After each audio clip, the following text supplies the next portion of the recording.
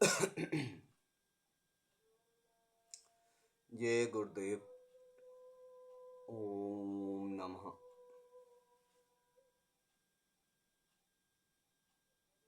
मनुष्य का मिलेगा कि नहीं? कभी कभी आप सब भी सोच लेते होंगे कि इस जन्म में तो हम आदमी हैं, अगला जन्म क्या होगा, आगे हम मनुष्य बनेंगे कि क्या बनेंगे। तो उसके चेहरे पर बड़े ही चिंता के भाव। उसने कहा, गुरुजी बताइए हमारा अगला जन्म क्या होगा, क्या हम आदमी बनेंगे? मैंने कहा, आपको यह जन्म आदमी का मिला हुआ है, पहले आप आदमी वाला कर्म तो कर लीजिए। इस जन्म में तो कुछ संभाल लीजिए, अगले की चिंता कर रहे हैं, इस जो मिला है उसके बारे में कोई ख्याल नहीं। ये तो ऐसा ही हुआ जैसे आज आपके पास भोजन की थाली मौजूद है, उसे खाना छोड़कर कल के लिए प्रयास में। भूख लगी है अभी, भूख से तड़प रहे हैं अभी, और कल के लिए आप दौड़ धूप लगा रहे हैं। भोजन मौजूद है, पहले खाइए तो सही। ये मनुष्य जीवन मिला है, इतना बढ़िया अवसर है, कुछ नेक काम तो करिए, धर्म के मार्ग पर तो चलिए।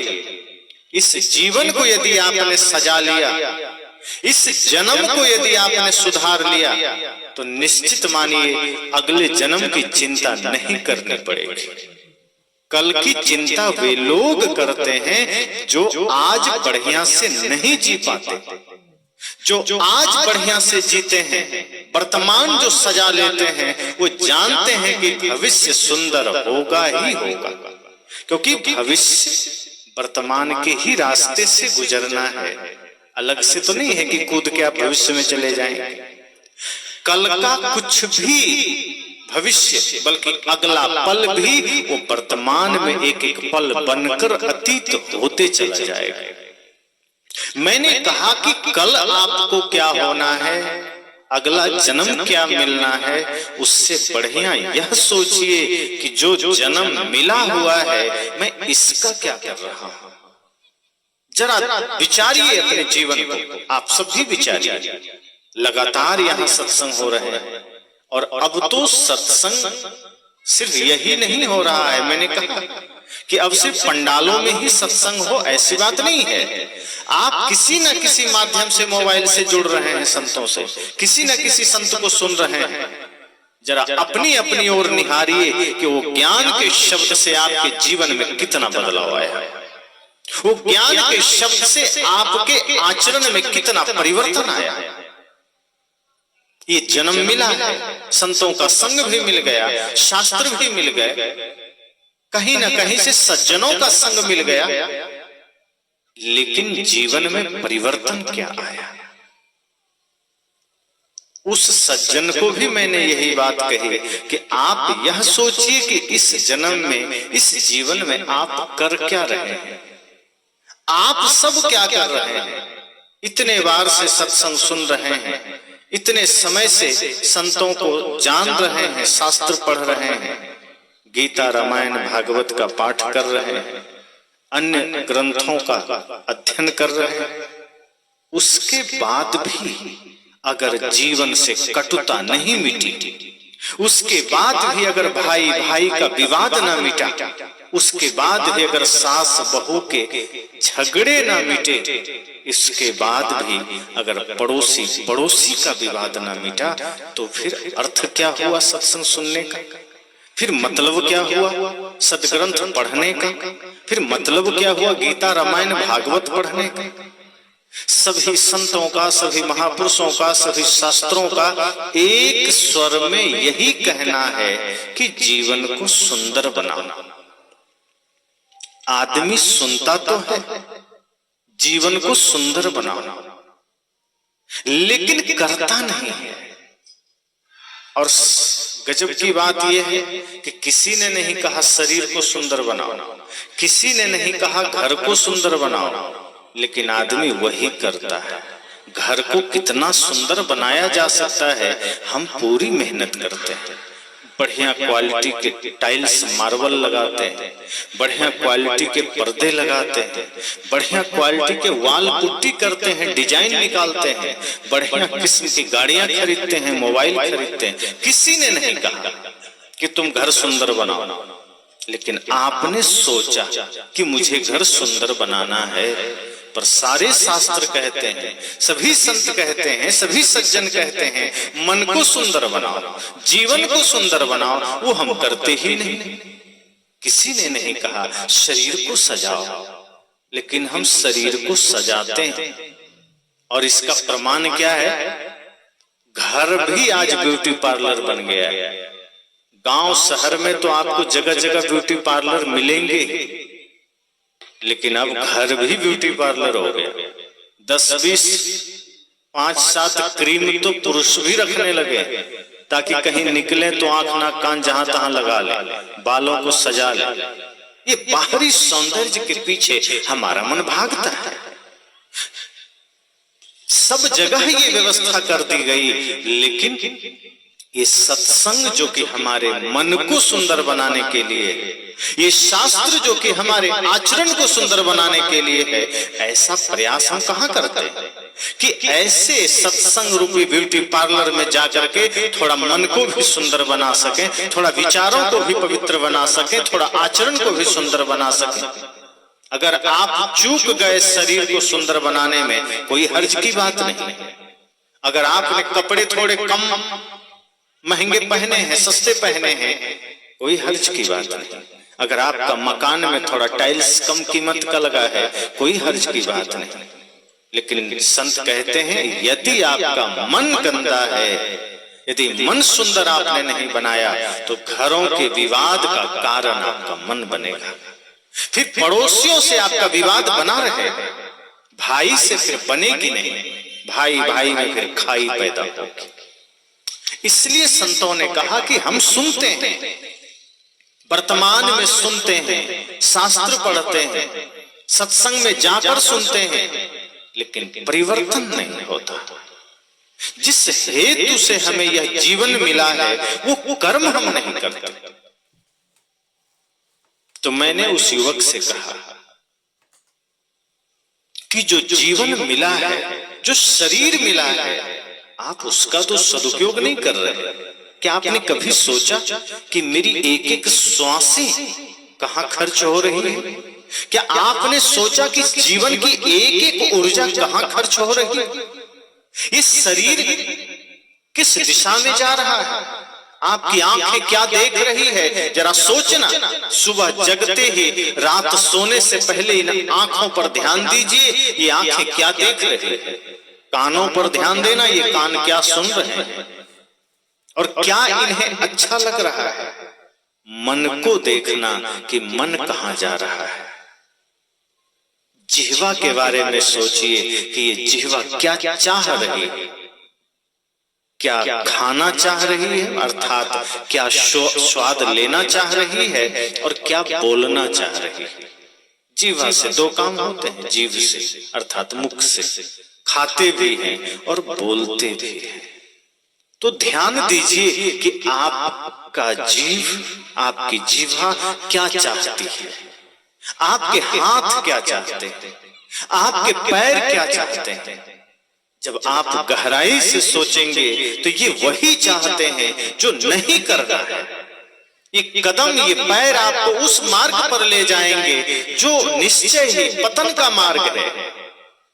ये हाथ वही काम करना चाहेंगे जो निश्चय ही पाप कर्म है। ये आंखें वही जाएगी जहां नहीं जानी चाहिए, जो दृश्य नहीं देखने चाहिए। ये कान वही शब्द सुनना चाहेंगे जिसकी आवश्यकता आपको नहीं है। वो रसीले शब्द, मायावी शब्द, रसीले शब्द कानों को प्रिय लगते हैं। इसी तरह से मायावी दृश्य आंखों को अच्छे लगते हैं। हम सोचते नहीं। ये वर्तमान जीवन हमें मिला है, एक एक पल हमारा कीमती है। हम सोचते नहीं है कि हमारा जीवन जा कहां रहा है, हमारी ऊर्जा जा कहां रही है। 24 घंटे का निरीक्षण करिए, आप पाएंगे आपका जीवन किसी न किसी विवाद का कारण बन जा रहा है, किसी न किसी झगड़े का वजह बन रहा है। चाहे भाई के साथ हो, पिता के साथ हो, मित्र के साथ हो, सास बहू के बीच हो, देवरानी जेठानी के बीच हो, ननद भाभी के बीच हो, चाहे माँ बेटे के बीच हो, कहीं ना कहीं आदमी के भीतर वो कारण मौजूद है जिससे झगड़े हो रहे हैं, लेकिन हम इस पर विचार नहीं करते, हम इस पर चिंतन नहीं करते कि ये जीवन क्या इसी के लिए मिला है? क्या इतना कीमती मनुष्य जीवन इन्हीं प्रपंचों के लिए मिला है? कल को मृत्यु आएगी, कान पकड़कर कहेगी चलो समय हो गया। आप कहेंगे थोड़ा समय दे दो, धर्म तो कमाया नहीं, क्योंकि अब तक जो कमाया ये साथ नहीं जा सकता और इसका सदुपयोग भी नहीं किया। जो धन भी धर्म का कारण बन सकता था, उस धन को भी जुआ में लगाया, या फिर कहीं उल्टे सीधे मुकदमे में लगा दिया, केस में लगा दिया, विवादों में लगा दिया, जुआ में या शराब में लगा दिया, मांस मछली में, मदिरा में लगा दिया। उस धन को भी हमने धर्म का कारण न बनने दिया। अंत में लगेगा कि तो सब कुछ उल्टा पड़ गया। जब तक मृत्यु नहीं आई थी तब तक ये शरीर लगता था शाश्वत है, सबल है, सब कुछ यही है, ये घर, ये मकान, ये परिवार, ये जमीन, ये जायदाद सब हमारे हैं। लेकिन जैसे ही मृत्यु सामने खड़ी होती है और झटके देती है कि चल समय हो गया, तब आभास होता है कि कुछ भी तो मेरा नहीं, और जो मेरा हो सकता था वो किया नहीं। इस धरती पर अपना क्या है? जो भी आप पुण्य परमार्थ करते हैं, जो भी आप धर्म का काम करते हैं, जो भी आप मानवता की सेवा का काम करते हैं, ऐसे काम जिसमें परहित समाया हो, उसे कहा भी गया है परहित सरिस धर्म नहीं भाई। ऐसे कार्य जिसमें किसी का हित समाहित हो, अगर वो काम हमने किया, उसकी कमाई साथ जाएगी, उसका फल, उसका परिणाम साथ जाएगा। लेकिन यदि हमने सिर्फ संसार का काम किया है, सिर्फ अपने लिए जिया, सिर्फ हेरा फेरी करके जिया है, मांस मदिरा के साथ जिया है, छल प्रपंच नशा के साथ जिया है, तो इतना तय मानिए कि साथ में फिर वही कर्म जाएंगे जो आज तो दुख का कारण बने ही, आगे भी दुख का कारण बनेंगे, नरक का कारण बनेंगे। इसलिए सजग होइए। सत्संग सुनने से थोड़े कुछ होगा, सत्संग को जीवन में उतारने से होगा। आप इसी मंच से न जाने कितने बार सुने होंगे कि अंगुली माल बदला, रत्नाकर बदला। तो क्या वो साल साल भर सुना? आधे घंटे से कम की मुलाकात हुई बुद्ध का अंगुली माल से और जीवन बदल गया। रत्नाकर का भी ऐसा ही कुछ मामला था, एक बार भेंट हुई संत से, जीवन बदल गया, क्योंकि वो खुद भी बदलना चाहता था। जीवन में हिंसा तो थी, जीवन में पाप तो थे, जीवन में कटुता तो थी, लेकिन भीतर कहीं एक प्यास थी कि इतना सब के बाद भी मैं सुखी तो नहीं हो सका। कोई चोरी भी क्यों करता है? क्षणिक सुख के लिए, भौतिक सुविधा के लिए, लेकिन जिस दिन पता चल जाए, उसको अच्छे तरीके से होश में आ जाए कि ये सारे कृत्य हमारे लिए सिर्फ काल बन रहे हैं, जंजाल बन रहे हैं, ये क्षणिक सुख के चक्कर में न जाने हम आदि अंत का दुख बटोर रहे हैं, वो आदमी छोड़ देगा। लेकिन माया ऐसी है कि हमें ऐसा आभास करा देती है जिसमें हमें लगता ही है कि क्या दिक्कत है, थोड़े कुछ होगा, सुख मिल रहा है।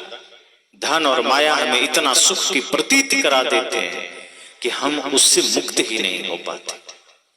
हिंसा प्रिय लगने लगता है, कटुता प्रिय लगने लगती है, घृणा नफरत प्रिय लगने लगते हैं।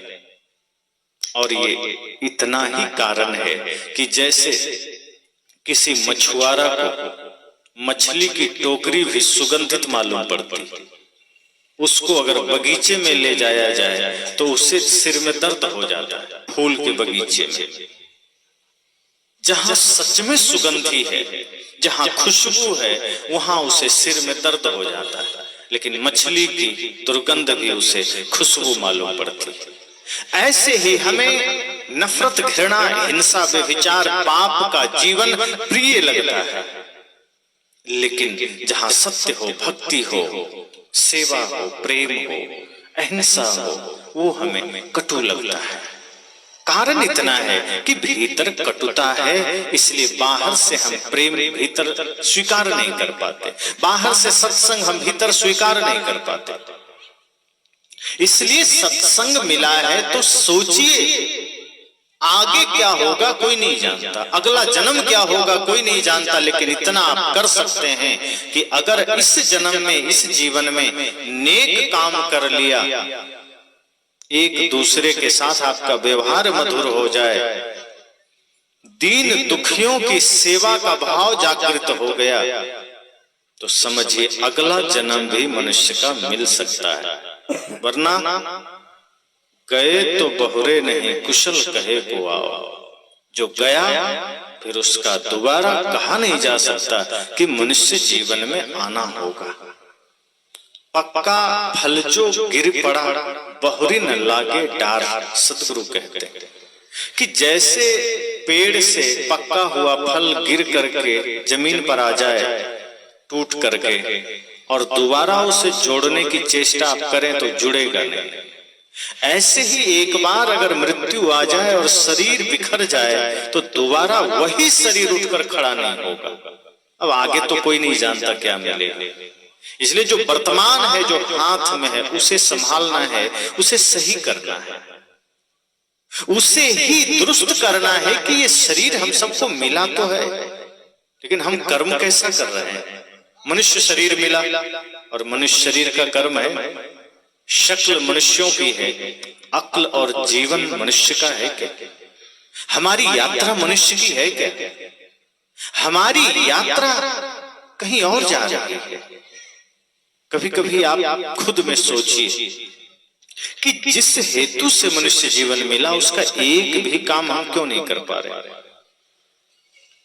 आप सब ये मत सोचिए कि ये जीवन सिर्फ खाने के लिए मिला, कि लड़ने झगड़ने और घर मकान बनाने के लिए मिला। ये तो शरीर की व्यवस्था है, करनी पड़ेगी। शरीर है, भोजन देना पड़ेगा। लेकिन शरीर ही क्यों मिला है यह महत्वपूर्ण है। शरीर है इसलिए भोजन देना पड़ेगा, शरीर है इसलिए कपड़ा देना पड़ेगा। अब जैसे आपने गाड़ी खरीदी और दरवाजे पर आपकी गाड़ी खड़ी है, तो गाड़ी जब खरीद ली है आपने तो डीजल तो डालना पड़ेगा। अगर कहीं आप जा रहे हैं तो बिना डीजल डाले तो काम नहीं बनेगा। गाड़ी आपने खरीद ली है, सफाई तो करनी पड़ेगी, जांच तो करना पड़ेगा, सर्विसिंग तो करानी पड़ेगी। लेकिन यदि आप झाड़ पोछ करते रहे, देखभाल करते रहे और उस गाड़ी से कहीं जाएं ही ना, ढक के रख दीजिए दरवाजे पर, और जब जाना हो तो पैदल निकल जाइए, तो कोई भी आदमी सोचेगा कि इतना 10-15 लाख रुपया खर्च करके ये आदमी गाड़ी खरीदा, रोज कवर हटाता है, रोज कपड़ा मारता है, रोज पानी मारता है, और कहीं जाना होता है पैदल चल देता है, तो गाड़ी खरीदा ही क्यों? किस लिए? सिर्फ सजाने के लिए, सिर्फ पोछने के लिए? तब तो फिर 15 लाख गया। 10 की हो, 15 की हो, 20 की हो, 50 की हो, वो व्यर्थ चली गई। आपकी राशि गई। लेकिन यदि आपने गाड़ी खरीदा है तो सब जानते हैं कि कितनी भी महंगी गाड़ी हो, उसे सड़क में चलाकर हमें कहीं ना कहीं जाना पड़ेगा। जैसे आप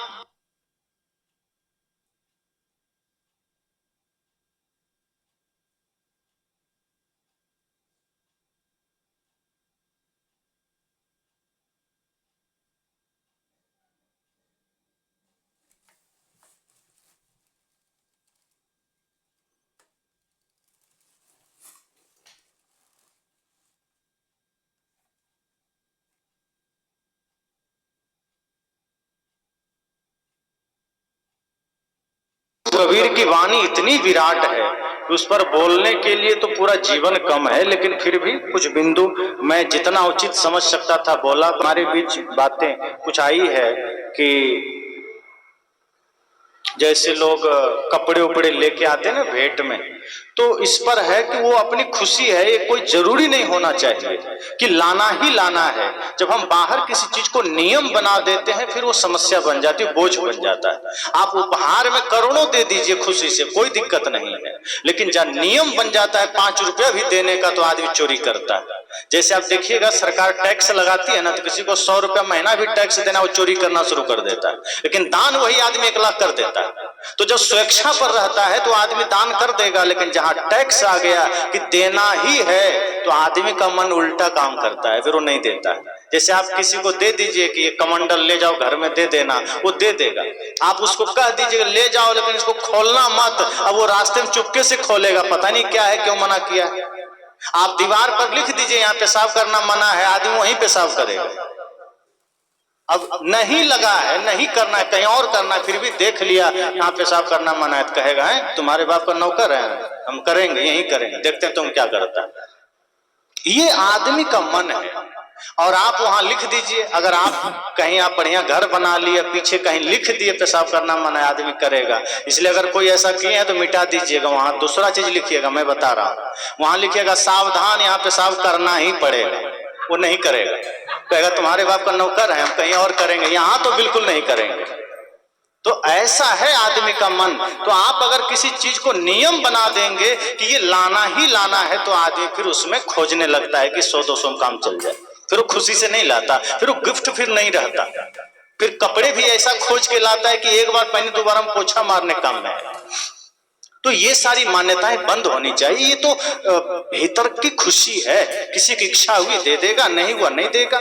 दूसरी बात है कि ये कोई कार्यक्रम है जिसमें भोजन बनता है मृत्यु के पश्चात, शायद मृत्यु भोज, तो ये सारी चीजें आदमी दबाव डाल देता है, समाज एक नियम बना देता है कि भोजन कराना ही पड़ेगा। अब कई बार हम लोग सोचते बेचारे के घर में कोई मरा है, वो तो ऐसे ही दुखी है, ऊपर से उसको भोजन बनवा रहे, जैसे उसी ने मारा है, उसको ऐसा पापी बना देता है कि जैसे खुद ने हत्या किया है। अरे एक तो दुखी है, आप ऊपर से उसको खर्च करवा रहे हो, तो ऐसे ही रो रहा है। आप बन सके तो आप कुछ उपहार लाके दे दीजिए कि नहीं चिंता मत करो हम लोग हैं। तो ये मृत्यु भोज तो बंद होना ही चाहिए, वो तो कितने दुख का भोजन है। भोजन कभी भी सुख में होता है। मैंने कहा था ना, भोजन जिस मानसिकता से बनेगा वो भोजन प्रसाद भी बन जाएगा। अगर प्रेम की मानसिकता से बना और रोते रोते दुख में बना तो भोजन जहर भी बन जाएगा। और मृत्यु भोज में जो भी भोजन बनता है वो जहर है, वो प्रसाद नहीं हो सकता, क्योंकि कोई खुशी से नहीं बनाता। इसलिए ध्यान दीजिएगा, मृत्यु भोज में कोई भोजन खुशी से नहीं बनता है, और जो भोजन ही खुशी से ना बने वो भोजन नहीं, वो जहर है। इसलिए जहर मत खाइए। अगर कोई बना भी दिया मना कर दीजिए, नहीं ये भोजन बंद होना चाहिए। और शिक्षा तो जरूरी है ही, और लेकिन शिक्षा से ज्यादा जरूरी संस्कार है। आज शिक्षा के पीछे तो लोग जा रहे हैं, बेटों को कॉन्वेंट में भर्ती करा रहे हैं, हॉस्टल में भर्ती करा रहे हैं, पढ़ाई कराने में आदमी आगे है, लेकिन अपने बेटों में बेटियों में संस्कार कैसे देना है इसमें आदमी पीछे है। ये तो एक पूरा मेरा विषय ही रहता है, लेकिन आज चूंकि कबीर जयंती का समय था, मुझे बहुत सी बातें कहनी थी, ये मैंने छोड़ दिया। लेकिन अब ये हमारे क्या नाम है, हाँ कैलाश जी, तो इन्होंने लिख के दिया कि शिक्षा पर भी बोलिए। तो शिक्षा और संस्कार एक दूसरे का पूरक होना चाहिए। जैसे शरीर है और शरीर में आत्मा है तो ये जीवन है, और शरीर और आत्मा नहीं है तो ये मुर्दा कहलाता है। जिंदा को कोई मुर्दा कह दे तो मानहानि का केस हो जाएगा, लेकिन अगर जिंदा होते हुए मुर्दा वाला काम कर रहे हैं तब क्या होगा? और आत्मा निकल गई है तब तो मुर्दा है, कोई बात नहीं। आत्मा होते हुए अगर मुर्दा है तो फिर वो आदमी आदमी नहीं कहलाता। इसी प्रकार शिक्षा जरूरी है, पर शिक्षा में प्राण का काम संस्कार करता है, क्योंकि बड़े बड़े डॉक्टर इंजीनियर बन जाते हैं, संस्कार नहीं होता। आज के बच्चे कॉन्वेंट से जब घर आते हैं वो हाथ मिलाते हैं। हमारा संस्कार हाथ मिलाने का है क्या? चरण छूने का है, आशीर्वाद लेने का है, माता पिता गुरु की भक्ति वंदना करने का है। आज के बच्चे कॉन्वेंट से घर आएंगे, हेलो डैडी, हाथ मिला रहा है, हाय हेलो डैडी, मॉम, हम तो ये शब्द भी दिमाग से बाहर की बात है। डैडी मतलब क्या हुआ? डिड मतलब मरना, डैड मतलब जो मर गया। अब डैडी को बोल रहा है मर गया।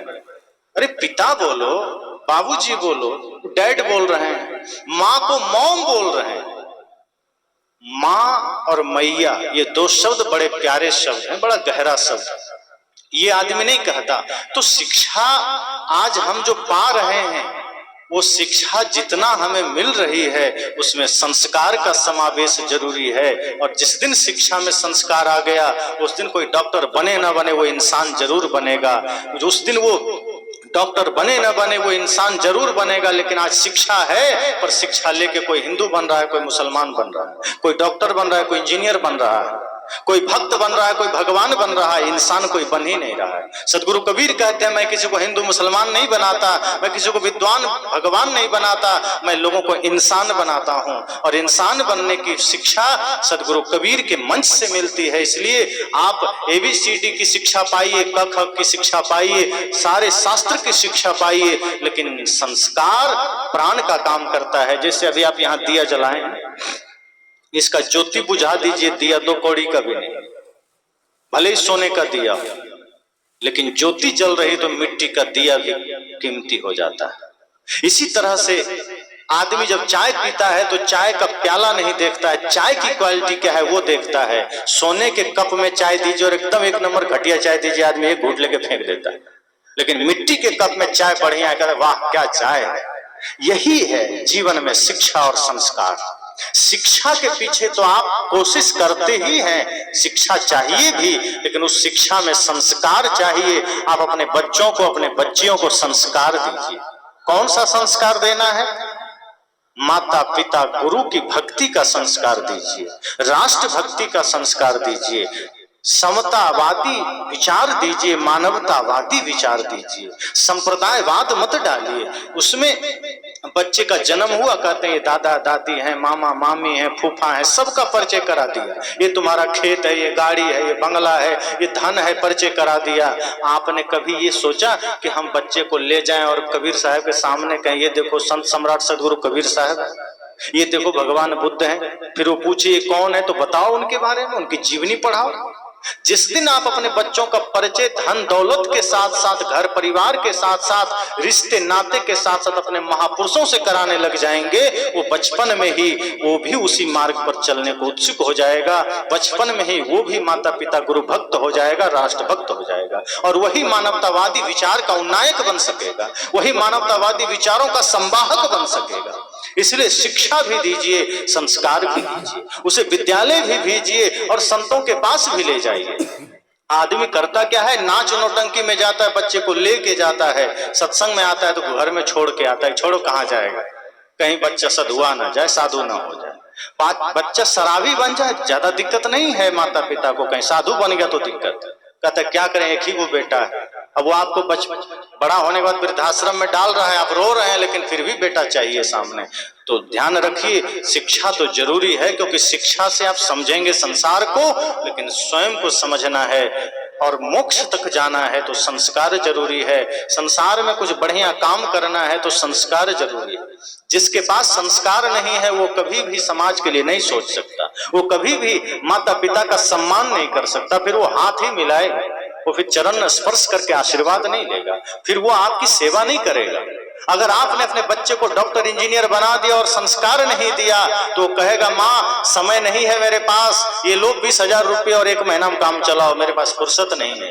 लेकिन आपको ध्यान देना चाहिए कि माँ और पिता आपके पैसे के भूखे नहीं है। वो कहता है 20,000 तुम ही मेरे से ले लो, बस तुम अपना समय मुझे दे दो, क्योंकि मुझे तुम्हारा समय चाहिए, तेरा धन नहीं चाहिए। लेकिन आज बच्चे को अगर संस्कार आपने नहीं दिया तो आपको पैसा फेंक करके निकल लेगा और वो आपको आपका बात भी सुनने को राजी नहीं होगा। आज माँ बाप दुखी क्यों है? वो ये इसलिए दुखी नहीं है कि भोजन नहीं मिल रहा, भोजन तो नहीं ही मिलता है। बहुत जगह ऐसे भी माँ बाप हैं जिनको बच्चे भोजन नहीं देते, लेकिन माता पिता ज्यादा दुखी इसलिए हैं कि बेटा समय नहीं देता, बहुत समय नहीं देता। और कुछ बोला तो चुप करा दिया कि जाओ तुम पीछे के रूम में या कहीं अलग रूम में, तुम हमारे बीच मत रहो। जो बच्चा 10-10 सवाल करता था, माँ पिता जवाब देते थे। जो बच्चा जिद करता था वो का सब कुछ पूरा होती थी। आज वो माँ बाप अगर बीच में कुछ बोल दें तो बच्चे मुंह बंद करा देते हैं। इस सब शिक्षा के साथ साथ संस्कार अगर देने लगे तो ये सारी समस्याओं से मुक्त होंगे हम। और हमारा भारत तो वीरों की भूमि है, हमारा ये देश तो सती साध्वियों की भूमि है, वीरांगनाओं की भूमि है। हम पाश्चात्य जगत के अंधानुकरण में कैसे भागते चले जा रहे हैं? हमें तो उस संस्कृति को याद करना है जहां सर्वे भवन्तु सुखिनः का भाव है, जहां वसुधैव कुटुंबकम का भाव है, जहां चीन, जापान, फ्रांस, अमेरिका और पाकिस्तान अभी भी चाहता है हमारी सीमा बढ़े, वहां भारत सदैव चाहा है सब खुश रहे। हमारी सीमा घट भी गई, भारत आज भी कहता है सर्वे भवन्तु सुखिनः।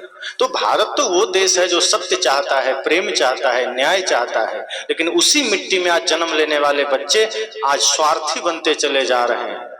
आज उसी मिट्टी में जन्म लेने वाले लोग कहते हैं नहीं मुझे बस चाहिए देश जाए भारत, यही कहता है। अगर यही सोच लिया होता बाबा साहेब अम्बेडकर ने, सोचो क्या होता। यही सोचा होता भगत सिंह ने, सोचो क्या होता कि जाए देश भाड़ में, हमको तो खाना कमाना। वो फांसी पर लटक गए, किसके लिए? हमारे आपके लिए।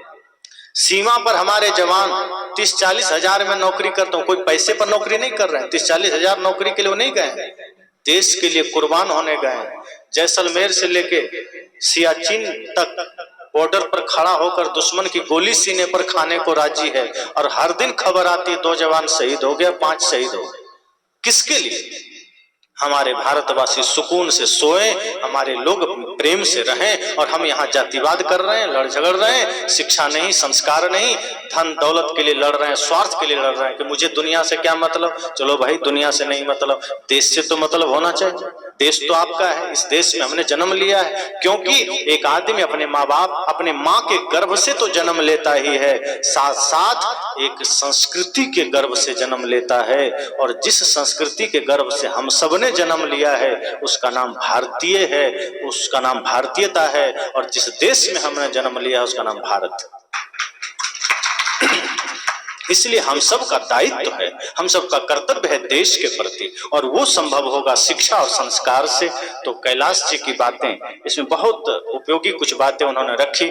इन सारे बिंदुओं पर मेरा विचार आपको यूट्यूब पर मिल जाएगा। जो चर्चाएं मैंने थोड़ी थोड़ी की, विस्तृत रूप से ध्यान पर आपको मिल जाएगा। जो शिक्षा के क्षेत्र में जो पढ़ रहे हैं जो बच्चे, जो कहते हैं मैं याद करता हूं, याद नहीं होता, मन शांत नहीं होता, बुरे बुरे विचार आते हैं, मन दौड़ता है, डर लगता है, वे लोग YouTube पर मेरा विचार आप सुनिएगा, ध्यान कैसे करें और मन शांत कैसे होगा।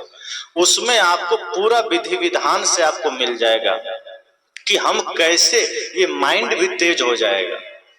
आप सोएंगे, सुबह उठेंगे, बीच में कोई सपना नहीं आएगा, मन शांत, यादाश्त मजबूत हो जाएगा और कोई बुरे विचार नहीं आएगा, मन पवित्र रहेगा। तो छात्रों के लिए, बल्कि सबके लिए, जो मानसिक रोग अगर कहीं आपको हो रही है, मानसिक पीड़ा हो रही है, कहीं आप चिड़चिड़ापन आपके जीवन में आ गया है, आप ध्यान जानिए, ध्यान करिए, आप देखेंगे जीवन में कितनी शांति महसूस होती है। तो उसकी पूरी प्रक्रिया उस पर है। तो अभी जो यहाँ आप सबने विचार सुना, ये विचार भी आपको कल तक आप सुन सकेंगे। इस पर वापस अपने मित्रों को सुनाइएगा और कोशिश कीजिएगा आप सब भी बिहार, दिसंबर में वहाँ कार्यक्रम है, आप सब वहाँ भी आइएगा। ये सूचना भी आपको YouTube के माध्यम से मिल जाएगा और यहाँ जो भी लोग आप जुड़ गए हैं उनके माध्यम से मिल जाएगा। कोशिश करिए आप सब वहाँ भी आइए। तो सदगुरु कबीर के इस महानतम समय में, जो कि 625 साल उनको हो गए और ये 626वीं जयंती हम लोग पूर्णिमा के दिन व्यवस्थित रूप से मनाएंगे, लेकिन आज भी हम उसी रूप में मना रहे हैं। तो ऐसे महानतम संत की जयंती हमें ये याद दिलाती है, हमें ये होश कराती है कि हम सब भी जागृत होकर के उसी धर्म न्याय के पथ पर चलें, उसी प्रेम के पथ पर चलें और अपने अपने हिस्से में कुछ कमाई धन के साथ साथ धर्म का लेते चलें, कुछ प्रेम की कमाई करते चलें और बन सके तो ये कोशिश करें कि हमारा जीवन किसी के काम आ जाए। कहा है ना, किसी के काम जो आए उसे इंसान कहते हैं, उसे इंसान कहते हैं। पराया दर्द अपनाए उसे भगवान कहते हैं। उसे भगवान कहते हैं। यहाँ क्या कहा संत ने कि जो पराये का दर्द अपना बना ले वो भगवान है। लेकिन जिसको दुनिया के लोग तथाकथित भगवान मानते हो तो दूसरे को दुख दे रहे हैं। कहते हैं ना कि क्या करें, बड़ा दुख है, भगवान की लीला है, मतलब भगवान ने दुख दिया है, मतलब सारा काम भगवान का किया हुआ है। भाई जो भगवान करुणावान है, दयावान है, वो किसी को दुख देंगे क्या? वो तो सबका सुख हरण करेंगे। और क्या वो भगवान जो पूजा करेगा सिर्फ उन्हीं का कल्याण करेंगे? भगवान तो करुणावान है, उन्हें क्या फर्क पड़ता है कोई पूजा करे या न करे, वो तो सब पर करुणा बरसाएंगे ना। तो यहाँ संत कहते हैं नहीं, जो पराया दर्द अपनाए उसे भगवान कहते हैं। तो इसी तरह से अगर हम भी जीवन में किसी के काम आ गए, कोई बढ़िया नेक काम कर गए तो समझना तब हम इंसान हैं। और अगर किसी का दर्द हमने अपना बना लिया, किसी का दुख हमने खत्म कर दिया तो हम ही भगवान भी हो गए। इसलिए वेद के ऋषियों ने कहा अहं ब्रह्मास्मि, मैं ही ब्रह्म हूं। ये झूठ बात नहीं, कबीर साहब ने भी यही कहा, हो हुजूर ठाड़ कहत हो अब ते समर समार। साहब ने कहा तुम ही स्वामी हो, यही वेद कह रहा अहं ब्रह्मास्मि तत्वमसि अयम आत्मा ब्रह्म प्रज्ञानम ब्रह्म। चार वाक्य है वेद का, चारों का अर्थ वही है कि तुम भी वही हो। जैसे ही वेद के ऋषियों ने कहा मैं ही ब्रह्म हूं तो किसी ने पूछा मैं कौन हूं, तब ऋषि ने कहा तत्वमसि, तुम भी वही हो। का ये आत्मा क्या है, तो कहा अयम आत्मा ब्रह्म, ये आत्मा ही ब्रह्म है। का ज्ञान क्या है, तो प्रज्ञानम ब्रह्म, ये ज्ञान भी ब्रह्म है, क्योंकि ज्ञान आत्मा का स्वरूप है। ज्ञान और आत्मा एक दूसरे का पूरक है, तो ये भी ब्रह्म है। तो वेद भी ये बात कहता है, मातृदेवो भव पितृदेवो भव आचार्य देवो भव अहं ब्रह्मास्मि तत्त्वमसि अयम आत्मा ब्रह्म प्रज्ञानम ब्रह्म। तो इस तरह सदगुरु कबीर का भी विचार इसी तरह मानवतावादी और कल्याणकारी है। आप सबने काफी देर से मेरी बातों को बड़े ध्यान से सुना और आप सबके बीच हमें भी आने का समय मिला, जो आपने ही ये समय रखा। तो आप सबको हृदय से बहुत बहुत शुभकामनाएं, बहुत बहुत धन्यवाद। आप सबके जीवन में सदैव शांति हो, समृद्धि हो, स्वास्थ्य हो और सदैव आप सदगुरु कबीर जैसे महानतम संतों के विचारों को अपने जीवन में उतारें और बने तो दूसरों को भी कुछ सेवा सहायता करते चलें।